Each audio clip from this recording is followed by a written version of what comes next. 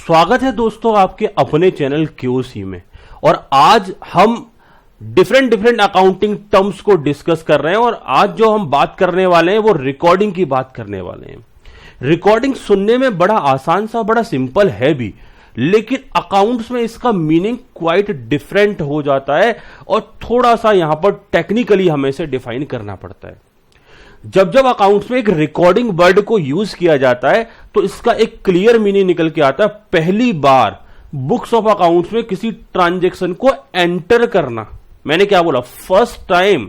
मैं जब practical portion कराऊंगा तब भी इस मुद्दे पर बात करूंगा और करके भी दिखाऊंगा कि फर्स्ट टाइम कहां कहां एंट्रीज डाली जाती हैं या थिंग्स को रिकॉर्ड किया जाता है। अगेन मैं यहां बोल रहा हूं, जब हम रिकॉर्डिंग को डिफाइन कर रहे हैं तो अकाउंट्स में फर्स्ट टाइम जब थिंग्स को कहीं ना कहीं मेंटेन किया जाता है या राइट डाउन किया जाता है या फिर नोट डाउन किया जाता है तो उसे हम क्या बोलेंगे? रिकॉर्डिंग बोलेंगे। कोई भी ट्रांजैक्शन और इवेंट जो फाइनेंशियल कैरेक्टर के होते हैं, जिन्हें हमने आइडेंटिफाई कर लिया है, क्वांटिफाई उनको कर लिया है, तो अब बारी आएगी उनकी रिकॉर्डिंग करने की। रिकॉर्डिंग होगा पहली बार। फर्स्ट टाइम रिकॉर्डिंग या तो जर्नल में होता है या कहीं ना कहीं हमारी सब्सिडरी बुक्स में होता है। दो टेक्निकल टर्म यूज किए, आपके लिए बहुत नए हो सकते हैं, लेकिन समझ लो रिकॉर्डिंग के दो रास्ते हैं। जैसे मैं एग्जाम्पल की बात करूं, अगर यहां से हमको मुंबई जाना है तो मुंबई के दो रास्ते हम एक एज्यूम कर लेते हैं। वैसे तीन रास्ते अगर हम ले सकते हैं कि बाय रोड, बाय ट्रेन और कहीं ना कहीं बाय एयर। ये थ्री रूट्स है, लेकिन तीनों के तीनों रूट्स पहुंचाएंगे तो मुंबई। ऐसा तो नहीं कि आप मुंबई की फ्लाइट में बैठोगे तो दुबई उतरोगे जाकर के। ऐसा होगा क्या? ऐसा नहीं होगा।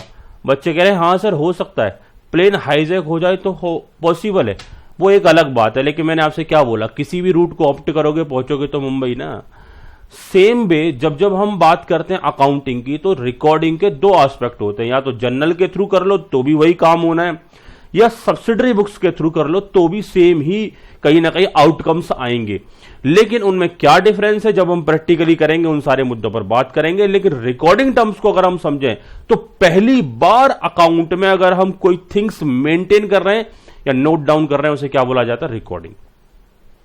जो मैंने जनरल की बात की है उसे कई बार मेन जनरल के नाम से पुकारा जाता है और कई बार उसे जनरल के नाम से भी हम जानते हैं।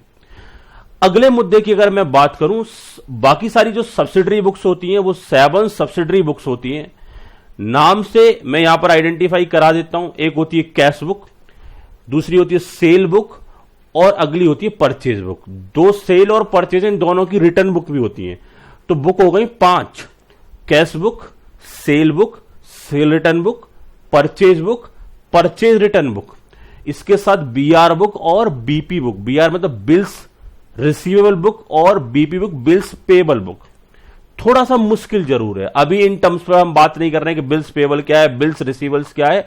मोटे मोटे तौर पर बात करें तो जब हम सब्सिडरी बुक्स में एंट्री करते हैं तो कैश ट्रांजैक्शन तो हमारे कैश बुक में आ जाते हैं, हमारे सेल से रिलेटेड ट्रांजैक्शन हमारे सेल बुक में आ जाते हैं, जो वापसी माल आता है उससे रिलेटेड ट्रांजैक्शन हमारे सेल रिटर्न बुक में आ जाते हैं, जो हम परचेज करते हैं वो हमारे सारे के सारे ट्रांजैक्शन परचेज बुक में आ जाते हैं, जो हम माल को वापस भेजते हैं तो वो परचेज रिटर्न में आ जाते हैं। 5 बुक हो गए।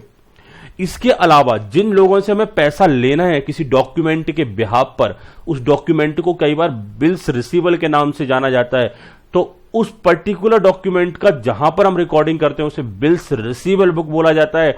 और एक डॉक्यूमेंट के बिहाफ पर हमें कुछ पेमेंट्स भी करने पड़ते हैं और ऐसे पेमेंट्स को बिल्स पेबल बुक में रिकॉर्ड करते हैं।